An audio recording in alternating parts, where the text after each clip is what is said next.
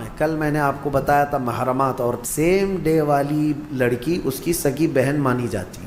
آدم علیہ السلام کے بچے جو ہوتے تھے روز ایک لڑکا ایک لڑکی، روزانہ حضرت حوا حاملہ ہوتی اور شام تک ان کو بچے ہو جائے، 2 بچے. اللہ کی قدرت کاملہ ہے، کیونکہ نسل انسانی کو اس وقت بڑھانا تھا تو روزانہ 2 بچے، ایک لڑکا اور ایک لڑکی. پہلے دن پیدا ہوئے حابیل، اور اس کے بعد ان کے ساتھ جو پیدا ہوئی وہ اقلیمہ نام سے تھی. دوسرے دن جو پیدا ہوئے وہ قابیل، اور اس کے ساتھ یہودا نام کی لڑکی پیدا ہوئی. اب قانون شریعت یہ تھا آدم علیہ السلام کی امت کا، امت کون ہے؟ ان کی اولاد ہی. اب قانون آدم علیہ السلام چونکہ رسول تھے، شریعت کا قانون یہ تھا کہ آج جو پیدا ہوا لڑکا ہے وہ کل پیدا ہونے والی لڑکی کے ساتھ نکاح کر سکتا ہے.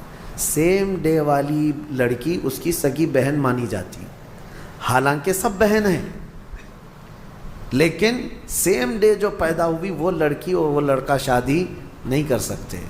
اور آدم علیہ السلام کی شریعت کا ہی یہ قانون. میں یہاں رک کر کے تھوڑی بات بتانا چاہوں گا.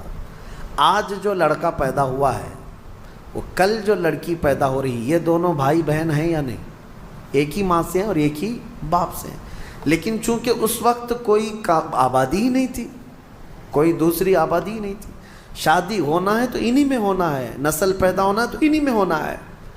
یہ آدم علیہ السلام کی شریعت میں جائز تھا.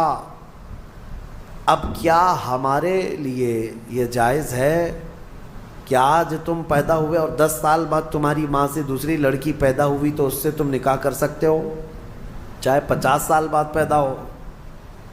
نہیں. سگی بہن ہے تو اس سے نکاح حرام ہے. کل میں نے آپ کو بتایا تھا محرمات عورتیں کیا ہے.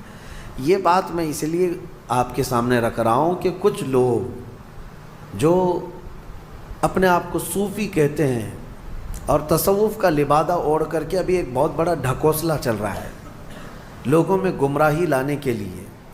ان کو شریعت سے کوئی مطلب نہیں ہے. وہ کہتے ہیں ہم طریقت والے ہیں، وہ معرفت والے ہیں. ان کے ہاں کیا ہے، ایک چیز وہ دلیل کے طور پر لاتے ہیں کہ سجدہ کرنا اپنے پیر و مرشد کو یا قبروں کو یا اولیاء کو جائز ہے.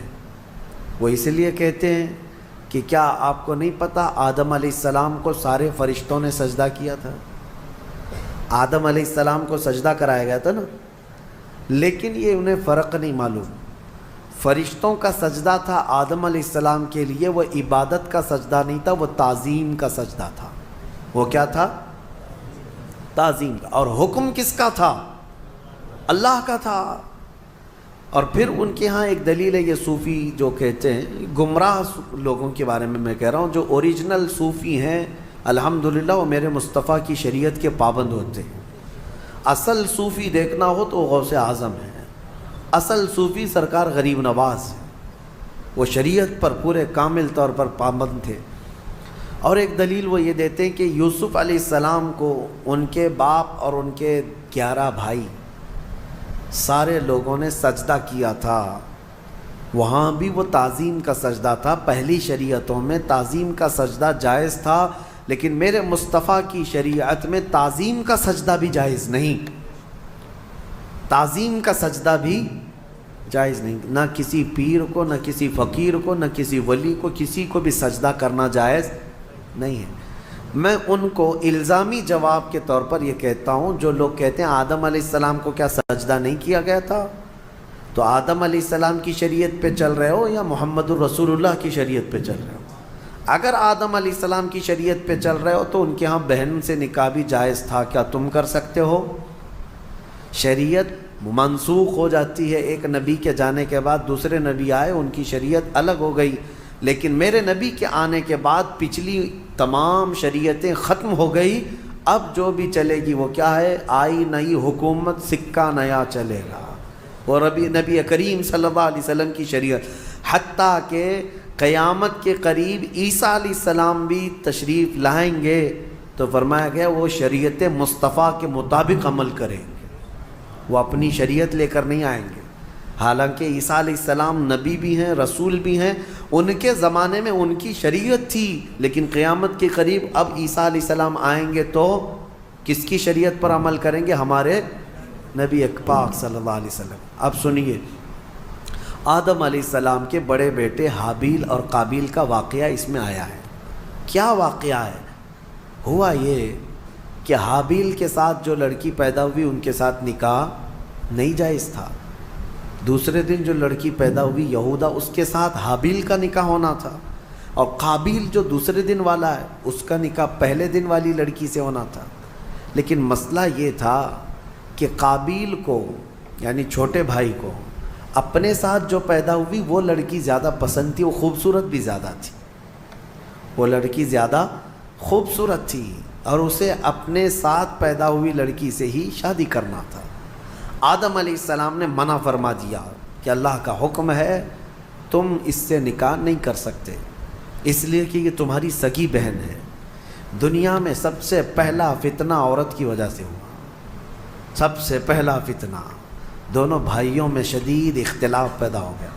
حابیل اور قابیل میں اتنا شدید اختلاف پیدا ہوا کہ ایک لڑکی سے نکاح کرنا ہے، شادی کرنا ہے۔ اس شادی کے چکر میں دونوں کا جھگڑا بھی ہوا، یہاں تک کہ آدم علیہ السلام نے حکم دیا دونوں کو کہ تم دونوں ایک ایک قربانی کرو جانور، اور کھلے میدان میں لا کر کے اپنی اپنی قربانی رکھو۔ جس کی قربانی قبول ہو گئی وہ حق پر ہے، اور قبول ہونے کا طریقہ کیا ہے؟ آسمان سے کوئی چیز آئے گی اور جس کی قبول ہے وہ قربانی اٹھا کر لے جائے گی۔ یہ واقعہ بھی قرآن پاک میں موجود ہے۔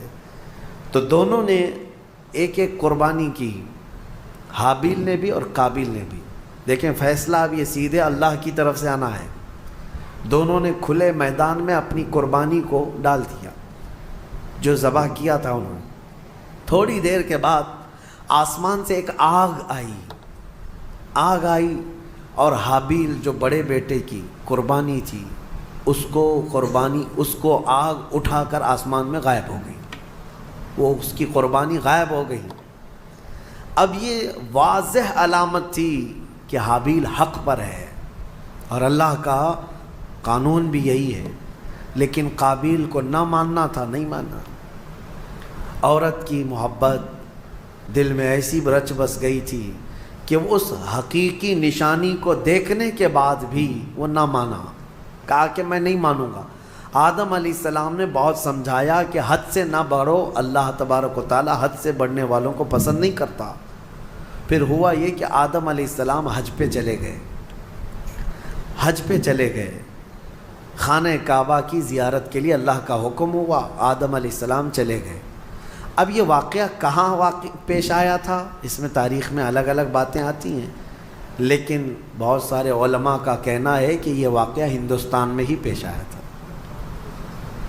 کیونکہ آدم علیہ السلام کی سرزمین جو ہے، سب سے پہلے جو جنت سے آپ اترے سرندی پہاڑ جو سری لنکا پہ ہے، تاریخی روایات یہ بتاتی ہیں آدم علیہ السلام وہاں اتارے گئے تھے۔